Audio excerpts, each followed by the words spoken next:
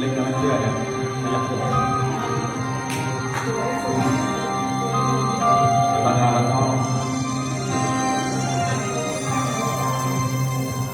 เธอหลับหรือยังคงเป็นหลับนอนกอดกันเข้าหลับไม่ตุ้มรู้หรือเปล่าเธอหัวใจสลายหลับตาเห็นในภาพบาดใจยิ่งช้ำตายตายเต็มคืนนี้เพื่อนกับเขามีความสุขกับชีวิตคู่ฉันรู้การต้องใจมันช่างยากเย็นอยากหลับตาในอ้อมกอดเธอใครคนนั้นคนที่ฉันไม่มีโอกาสได้เป็นอยากหลับไหลนอนฟังเสียงใจอยากตื่นมาเห็นเธอตอนเช้า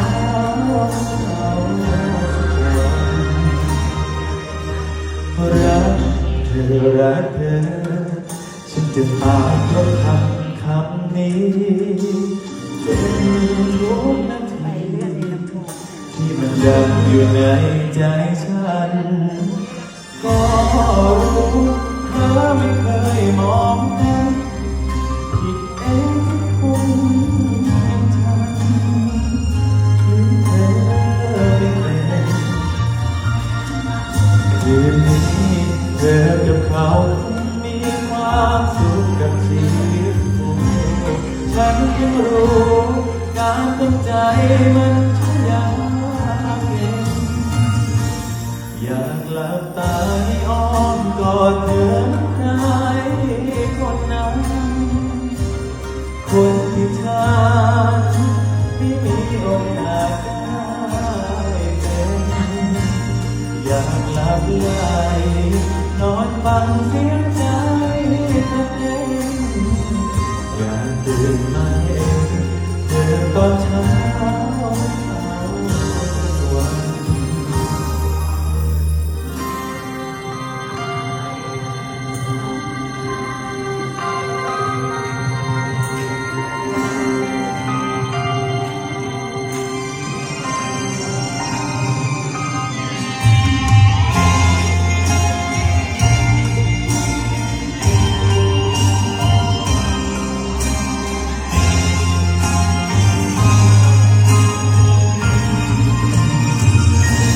อยากหลับตาในอ้อมกอดเธอมันใครคนนั้นคนที่ฉันไม่มีโอกาสได้เป็นอยากหลับไหลนอนฟังเสียงใจเต้นอยากตื่นมาเห็นเธอตอนเช้ามันเช้าอยากตื่นมาเห็น